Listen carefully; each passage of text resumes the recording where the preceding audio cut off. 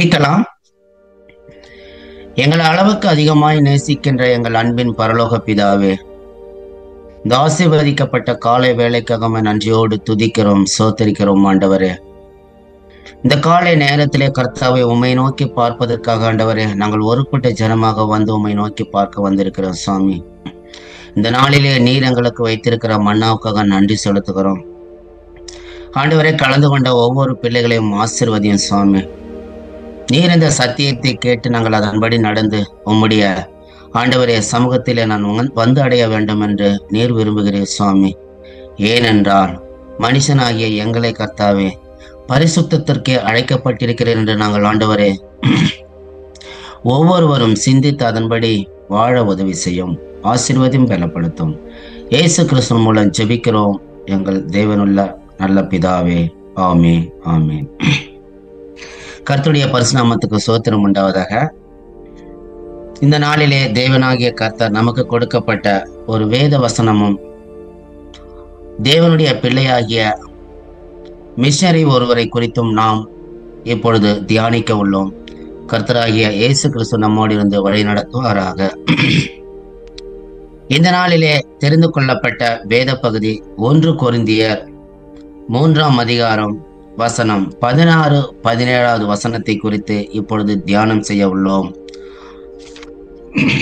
நீங்கள் தேவனுடைய ஆலயமாய் இருக்கிறீர்கள் என்றும் தேவனுடைய ஆவி உங்களில் வாசமாய் இருக்கிறது என்றும் அறியாதிருக்கிறீர்களா? ஒருவன் தேவனுடைய ஆலயத்தை கெடுத்தால் அவனை தேவன் கெடுப்பார். தேவனுடைய ஆலயம் பரிசுத்தமாய் இருக்கிறது என்று நீங்களே அந்த ஆலயம் என்று வேதம் சொல்லப்பட்டிருக்கிறது. இந்த நாளிலே இந்த வேத வசனத்தை பார்க்கும் பொழுது நீங்கள் தான் தேவனுடைய ஆலயம் என்று நம்மை பரிசுத்தத்திற்கு நம்மை தேவனாகிய கர்த்தர் ஒப்பு கொடுத்திருக்கிறார். தேவனுடைய ஆலயத்தை ஒருவன் கெடுத்தால் நான் அவனை கெடுப்பேன் என்று. தேவனை ஆராதிக்கிற நம்முடைய இருதயங்கள், நம்முடைய ஆவி, நம்முடைய சிந்தனைகள் எல்லாம் அவருக்கு பிரியமா இருக்க வேண்டும் என்று தேவன் சிருஷ்டித்திருக்கிறார், நம்மை இப்பொழுதும் நினைத்து கொண்டிருக்கிறார். ஆகையினால நாம் வாழ்வது தேவனுக்கு ஆவியின் பிள்ளைகளாக வாழ வேண்டும் என்று அவர் விரும்புகிறார். இந்த நாளிலே கொடுக்கப்பட்ட தலைப்பின் பெயர் என்னவென்றால் ஆவியின் பிள்ளைகளாக வாழுங்கள். நம்முடைய வாழ்க்கை எப்படிப்பட்ட வாழ்க்கையா இருக்கிறது? தேவனுக்கு பிரியமான வாழ்க்கை வாழ்கிறோமா அல்லது மாம்சத்துக்குரிய வாழ்க்கை வாழ்கிறோமா என்று நம்மை நாமே ஆராய்ந்து பார்க்க வேண்டும். இந்த வேத வசனத்திலே சொல்லப்படுகிறது என்னவென்றால், நீங்களே அந்த ஆலயம். தேவனாகிய கர்த்தர் நம்மிடத்திலே வாசம் பண்ண வேண்டும் என்றால் நம்முடைய இதயங்கள் எப்படி இருக்க வேண்டும் என்றால் அது பரிசுத்தமாய் இருக்க வேண்டும். ஏனென்றால் தேவனாகிய கர்த்தர் பரிசுத்தராய் இருக்கிறபடியினால் நாமும் பரிசுத்தராய் இருக்க வேண்டும் என்று அவர் விரும்புகிறார். அப்பொழுதுதான் அவர் நம்முடைய இருதயத்திலே அவர் வாசம் பண்ண முடியும். ஆகையால் தான் தேவனுடைய ஆலயம் பரிசுத்தமாய் இருக்கிறது, நீங்களே அந்த ஆலயம் என்று சொல்லுகிறார். இந்த நாளிலே சபைகளிலே நாம் தேவனை குறித்து அதிக பிரசங்கம் பண்ணினாலும் அந்த சத்தியத்தை ஏற்றுக்கொண்டு நம்முடைய இருதயத்தை பரிசுத்தமாய் வைத்திருக்கிறோமா? தேவன் நம்மிலே வாசம் பண்ணுவதற்கு இடம் கொடுக்கிறோமா என்று நம்மை நாமே ஆராய்ந்து பார்த்து அவருடைய சிங்காசனத்திலே வீற்றிருக்கிற தேவனாகிய கர்த்தர் குடிகொள்ள வேண்டும் என்றால் நாம் பரிசுத்தத்திலே வாழ வேண்டும். இந்த அருமையான வேளையிலே ரோமர் எழுதின புஸ்தகம் 8ஆம் அதிகாரம் 9வது வசனத்திலே சொல்லுகிற வண்ணமாக, தேவனுடைய ஆவி உங்களில் வாசமாய் இருந்தால் நீங்கள் மாம்சத்துக்கு உட்பட்டவர்களாய் இராமல் ஆவிக்கு உட்பட்டவர்களாய் இருப்பீர்கள். கிறிஸ்துவின் ஆவி இல்லாதவன் அவருடையவன் அல்ல என்று வேதம் தெளிவாக சொல்லப்பட்டிருக்கிறது. நாம் கிறிஸ்துவன் என்று இருந்தால், நாம் கிறிஸ்துவன் என்று பெயர் கொண்டவனாய் இருந்தால் கிறிஸ்து நமக்குள்ளாக இருக்க வேண்டும். நம்முடைய சிந்தனையில் வாழும் பொழுது மாம்சத்துக்குரிய சிந்தனைகளை குறித்தே நாம் சிந்தித்துக் கொண்டிருக்கிறோம். அது தேவனுக்கு பிரியமில்லாத ஒரு வாழ்க்கையாயிருக்கிறது. இந்த நாளிலே இந்த வசனத்திலே சொல்லுகிற ஒரு காரியத்தை பார்க்கும் பொழுது, கிறிஸ்துவின் ஆவி இல்லாதவன் அவருடையவன் அல்ல.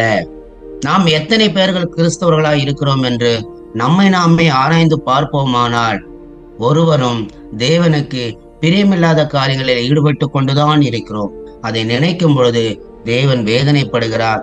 துக்கப்படுகிறார். நான் கிறிஸ்துவன் என்று சொன்னாலே கிறிஸ்துவனுடைய ஆவியை உடையவன் என்று தெள்ள தெளிவாக அந்த வசனத்திலே சொல்லப்பட்டுகிறது. ஆகையினாலே தேவனுடைய ஆவியை பெற்றிருந்தோமானால் மாம்சத்துக்குரிய சிந்தனைகளை எல்லாம் வெறுத்து ஆவிக்குரிய சிந்தனையிலே நடக்க தேவன் நம்மை நடத்துவாராக. இந்த காரியத்திலே பார்க்கும் பொழுது கலாத்தியர் 5ஆம் அதிகாரம் வசனம் 17 பார்க்கும் பொழுது மாம்சத்தின் சிந்தனைகள் என்று சொல்லப்பட்டிருக்கிறது. அந்த காரியங்களை பார்க்கும் பொழுது 17 காரியங்களை இந்த இடத்திலே தேவன் நமக்கு எச்சரிக்கிறார். மாம்சத்தினுடைய கிரியைகள் வெளியரங்கமாய் இருக்கிறது.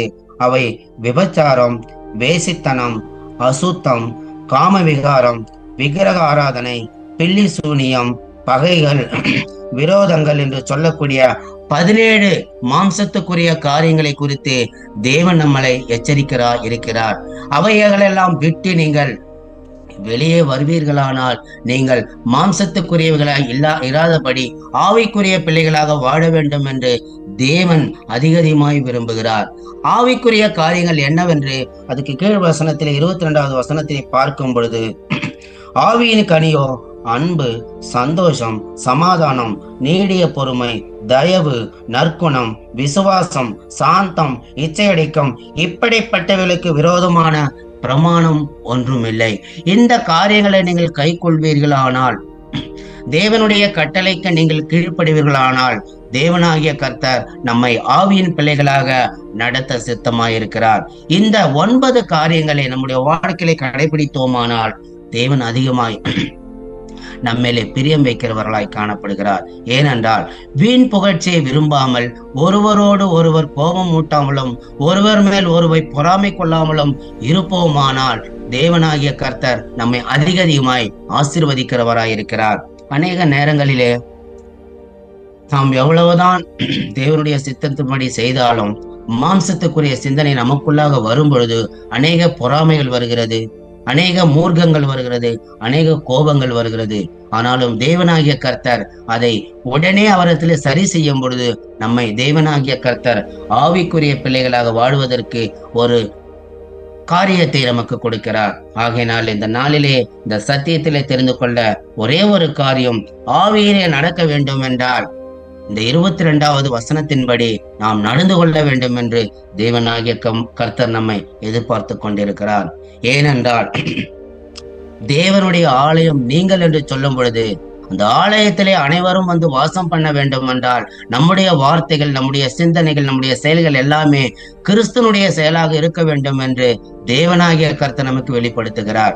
அப்பொழுதுதான் நம்மை பார்த்து புறஜாதியார்கள் இவன் கிறிஸ்துவன், இவன் கிறிஸ்துவுக்கு பிரியமாய் நடக்கிறான், இவனிடத்திலே ஒரு குற்றத்தையும் நான் காணவில்லையே என்று அவன் தேவனாகிய கர்த்தரை அவன் அண்டிக் கொள்ளுவதற்கு நாம் ஒரு முன்மாதிரியாய் இருக்கிறோம் என்று தேவனாகிய கர்த்தர் இந்த நாளிலே இந்த சத்தியத்தின் மூலமாக வெளிப்படுத்துகிறார். அடுத்த வசனத்திலே பார்க்கலாம். 2 கொரிந்தியர் 6ஆம் அதிகாரம் 16வது வசனம். 2 கொரிந்தியர் 6ஆம் அதிகாரம் 16வது வசனம்.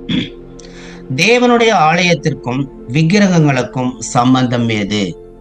இந்த வேளையிலே பார்க்கும் பொழுது தேவனுடைய ஆலயத்திற்கும் விக்கிரகங்களுக்கும் சம்பந்தம் ஏது?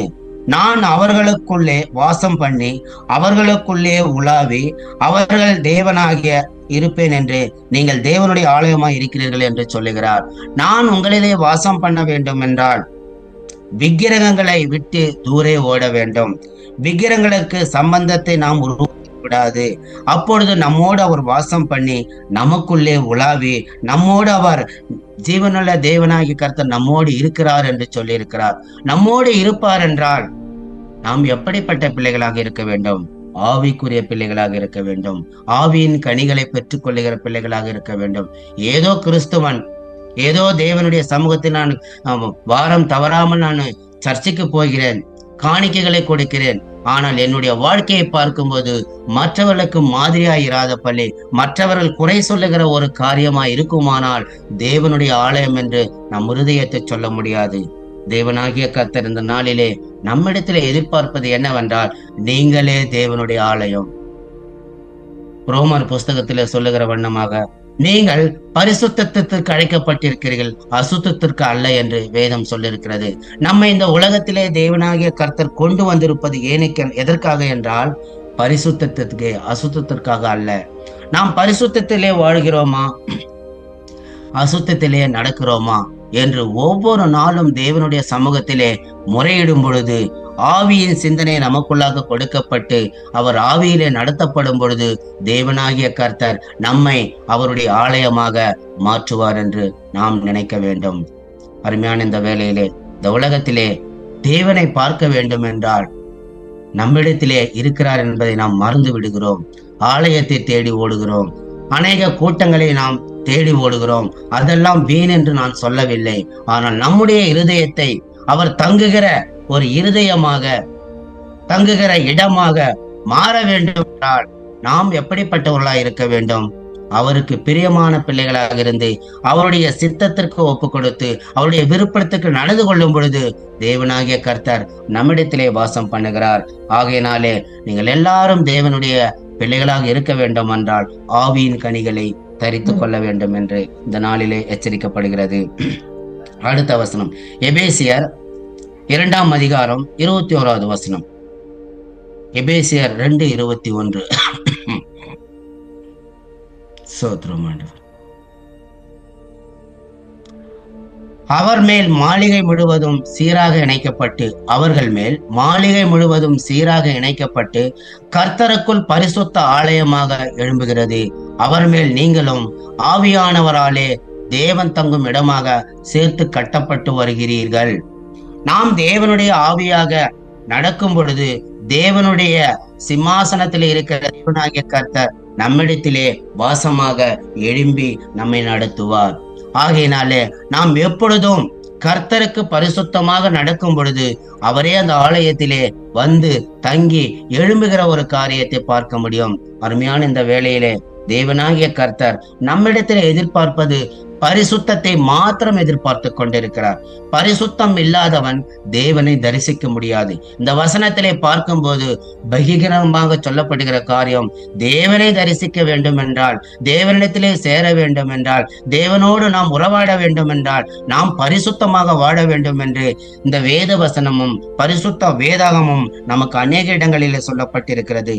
ஆகையினால் பரிசுத்தத்தை மாத்திரம் நாம் நோக்கி செல்வோமாக. தேவன் நம்மை நாமே ஆசீர்வதிப்பாராக. அடுத்ததாக லூக்கா எழுதின 16 அதிகாரத்துல ஒரு காரியத்தை குறித்து இந்த வேத வசனத்துல சொல்லப்பட்டிருக்கிறது. ஐஸ்வர்யவானும் ஒரு தரித்திரனாகிய லாசருவை குறித்து. இவர்கள் இருவரும் இந்த பூமியிலே வாழ்ந்து கொண்டிருக்கிறார்கள்.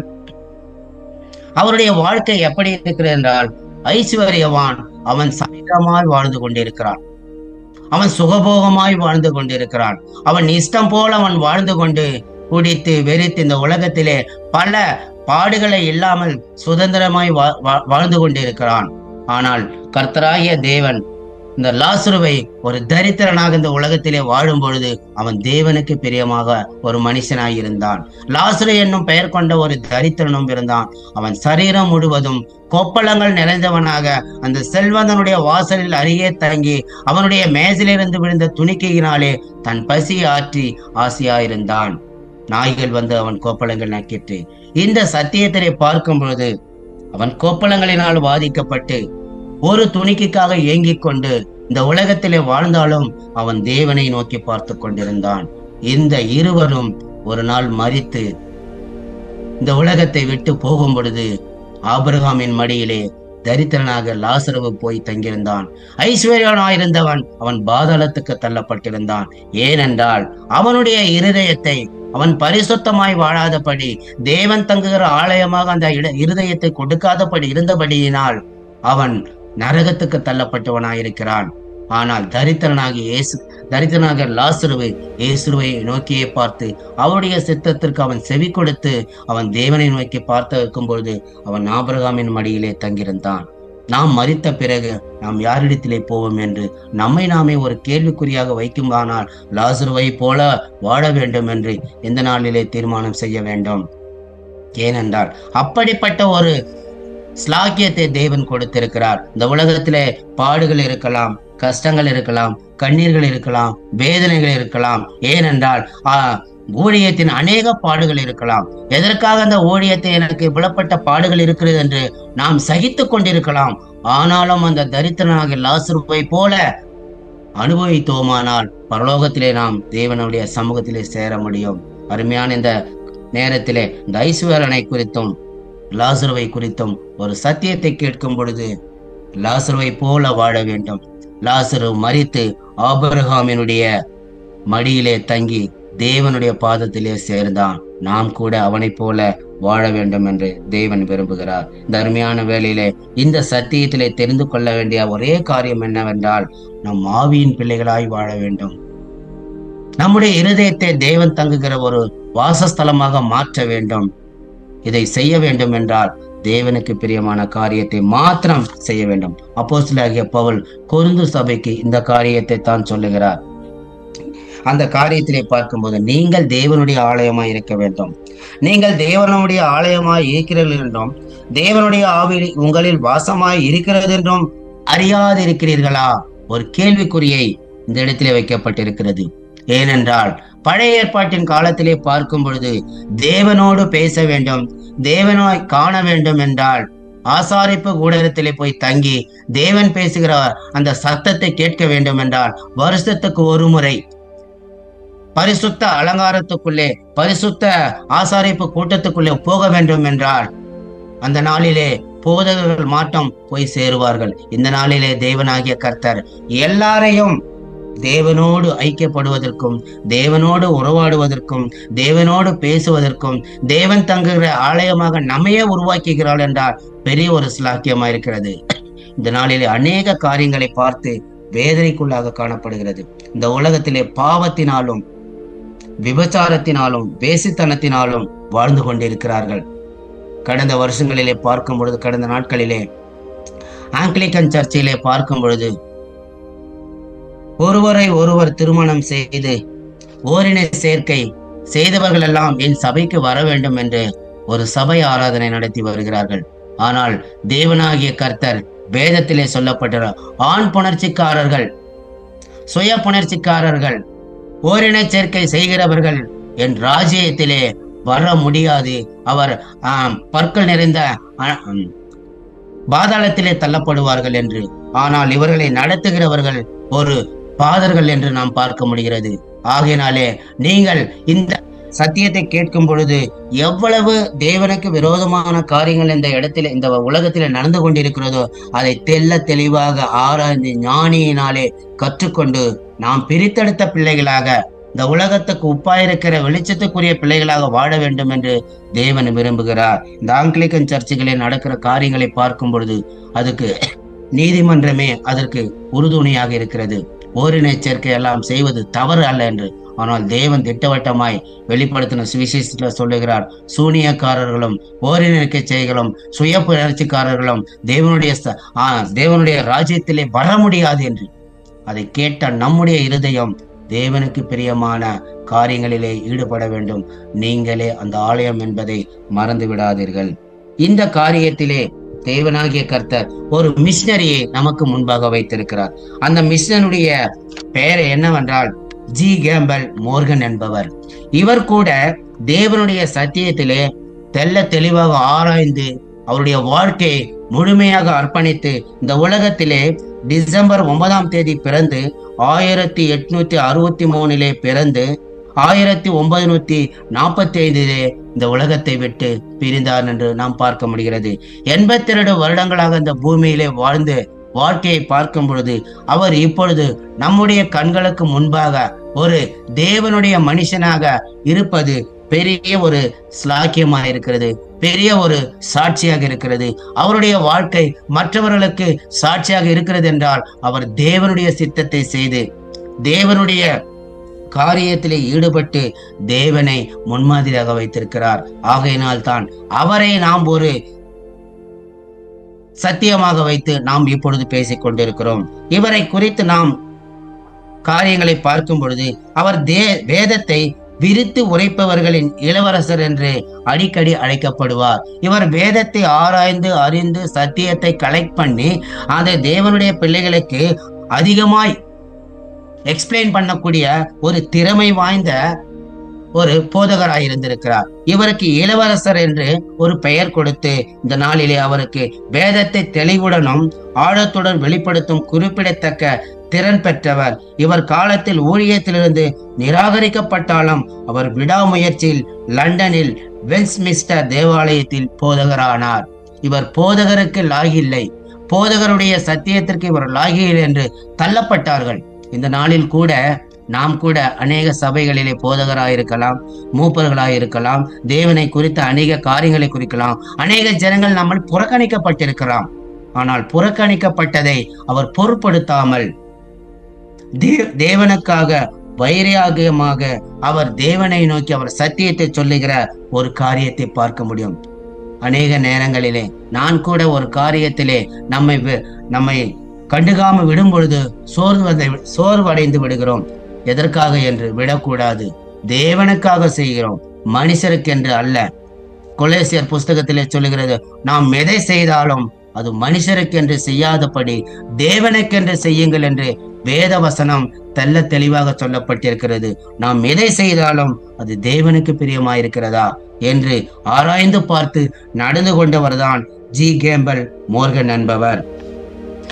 அவர் போதனையில் ஆயிரக்கணக்கானவர்களை ஈர்த்து மோர்கன் பரவலான பயணங்களை செய்து கிறிஸ்துவின் மீது மிகுந்த ஆவலுடன் வேதாகமத்தை பிரசங்கித்து கற்பித்து வந்தார். இவர் வேதத்தை அதிகமாய் ஆராய்ந்து பார்த்து அதனுடைய காரியங்கள் எல்லாம் எடுத்து அநேக பிள்ளைகளுக்கு அதை தேவனுடைய சத்தியத்தை சொல்லி ஆயிரக்கணக்கான ஆத்துமாக்களை கொண்டு வந்து இந்த உலகத்திலே சேர்த்து கிறிஸ்துவின் பிள்ளைகளாக மாற்றுவதற்கு ஒரு முன்குறியாக இருக்கிறார். இவரை போல நாமும் இருக்க வேண்டும் என்று இந்த நாளிலே மோர்கனை குறித்து நமக்கு சத்தியம் கொடுக்கப்பட்டிருக்கிறது. அவர் தேவனின் அழைப்பை மனிதனை நிராகரிப்பதை விட பெரியது என்பது அவரது ஊழியம் நிரூபித்து வருகிறது. தேவனின் அழைப்பு மனிதன் நிராகரித்து விட்டாலும் தேவன் அதை நடத்த சித்தமாய் இருப்பார் என்றால் அந்த ஊழியத்திலே தடை வராது. ஹவு டு ரீச், எப்படி நாம் தேவனுடைய சத்தியத்தை இந்த உலகத்துக்கு தெரியப்படுத்த வேண்டும் என்பதில் இவர் ஒரு முன்னோடியாக காணப்படுகிறார். தேவனுடைய அழைப்பை மனிதர்கள் அநேக தடைகள் செய்யலாம், ஆனால் தேவன் நிர்ணயிப்பதை ஒருவனாலும் தடை செய்ய முடியாது என்பதை இந்த நாளிலே இவர் மூலமாக தெரிந்து கொள்ளப்பட்டிருக்கிறோம். அவருடைய விளக்கங்கள் இன்று விசுவாசிகளுடைய ஆசீர்வாதத்துக்கு வருகின்ற ஒரு பெருமைக்குரிய காரியமாய் காணப்படுகிறது. அவருடைய விளக்கங்கள், அவர் சொல்லுகிற காரியங்கள், அவருடைய சத்தியத்தினுடைய விளக்கங்கள் எல்லாவற்றையும் அறிந்த அநேக பிள்ளைகள், ஆயிரக்கணக்கான பிள்ளைகள் தேவனுடைய சமூகத்தில் வந்து சேர்ந்துள்ளார் என்று இந்த நாளிலே பார்க்க முடிகிறது. இந்த கேம்பல் மோர்கனை போல நாம் தேவனுக்காக வாழ வேண்டும். இந்த கேம்பல் மோர்கனை போல எவ்வளவு ஊழியத்திலே பிரச்சனைகள் வந்தாலும் அதை பொருட்படுத்தாமல் மனுஷனுடைய சிந்தனைகளை சிந்திக்காதபடி ஆவியினுடைய சிந்தனையிலே தேவனை நோக்கி பார்ப்போமானால் அப்பொழுது தேவனாகிய கர்த்தர் அந்த மோர்கனை வழிநடத்தின தேவன் நம்மையும் வழிநடத்த சித்தமாயிருக்கிறார். தேவனுடைய வார்த்தையை நாம் உண்மையாக வெளிப்படுத்தும் பொழுது இதயங்களை போஷிக்கிற ஒரு காரியமாயிருக்கிறது. தேவனுடைய வார்த்தைகளை நாம் உண்மையாய் சொல்லும் பொழுது உண்மையுள்ள மனுஷன் பரிபூர்ண ஆசீர்வாதத்தை பெறுவான் என்று வேதத்திலே பார்க்க முடிகிறது. நான் உண்மையாய் நடந்தோமானால் நம்முடைய இருதயத்திலே தேவன் வாசம் பண்ணுவார். ஏனென்றால் மோர்கனுடைய இருதயத்திலே வாசம் பண்ணதனால் மாத்திரமே அவர் 82 வருஷங்கள் இருந்து தேவனுக்காக பாடுபட்டார். கிறிஸ்து எல்லாவற்றிற்கும் மேலாக உயர்த்தப்படுகிறார் என்பதை மோர்கன் வாழ்க்கையிலே நாம் ஒரு நினைப்பூட்டுதலாக காணப்படுகிறோம். இந்த மோர்கனை குறித்து இந்த நாளிலே, இந்த காலை வேளையிலே அவரை குறித்து ஒரு தியானம் செய்கிறோம் என்றால் அவர் தேவனுக்காக பிரியமாய் வாழ்ந்தார், தேவனுடைய சித்தத்திற்கு ஒப்பு கொடுத்தார். தேவன் அவரை ஆசீர்வாதமாய் மாற்றி நமக்கு முன்பாக சாட்சியாக நிறுத்தினார். ஆகையினால் இந்த நாளிலே கொடுக்கப்பட்ட 1 கொரிந்தியர் 3ஆம் அதிகாரம் 16-17 வசனத்திலே பார்க்கும் பொழுது தேவனுடைய ஆலயத்தில் இருக்கிற இருதயம் நாமே அவருடைய ஆலயம் என்பதை நாம் மறந்துவிடக் கூடாது. ஏனென்றால் தேவனுடைய ஆலயத்தை ஒருவன் கெடுத்தால் அவனை நான் கெடுப்பேன் என்று சொல்லியிருக்கிறார். இந்த இருதயத்தை பரிசுத்தத்திற்கென்று நடத்தாதபடி பாவத்துக்கு நடத்துவோமானால் தேவன் நம்மை சும்மா விட மாட்டார். தேவன் தாமே இந்த வசனங்களை ஆசீர்வதிப்பாராக. ஜெபிக்கலாம். ஏதாவது ஜெப குறிப்பு இருக்கா பிரதர்? Praise Lord. ஹலோ. தைலாபுரத்துல பாஸ்டிங் பிரேயர் இருக்காங்க. அன்பின் பரலோக பிதாவே, தர்மையான வேலைக்காக நன்றி செலுத்துகிறோம் சுவாமி. இந்த நாளிலே கர்த்தாவே, ஆவியின் பிள்ளைகளாக வாழ வேண்டும் என்று தேவனாகிய கர்த்தர் 1 கொரிந்தியர் 3ஆம் அதிகாரம் 16-17 வசனத்திலே சொல்லுகிற வண்ணமாக நாங்கள் அதன் பிரகாரம் நடந்து கொள்ள இந்த நாளிலே எங்களுக்கு கொடுத்த தருணத்துக்காக நன்றி செலுத்துகிறோம். ஐஸ்வர்யவனை குறித்தும் லாசருவை குறித்தும் ஒரு சத்தியத்தை சொன்னீர். நான் ஐஸ்வர்யவனை போல வாழாதபடி லாசருவை போல வாழ வேண்டும் என்று நீர் எங்களுக்கு எச்சரிக்கை கொடுத்திருக்கிறீர். அதன்படி எங்களை வாழ உதவி செய்யும். இந்த நாளிலே கர்த்தாவே, தமிழ்நாடு பகுதியிலே கர்த்தாவே, தைலாபுரத்திலே நடக்கக்கூடிய பாஸ்டிங் பிரேயருக்காக நன்றி செலுத்துகிறோம் சுவாமி.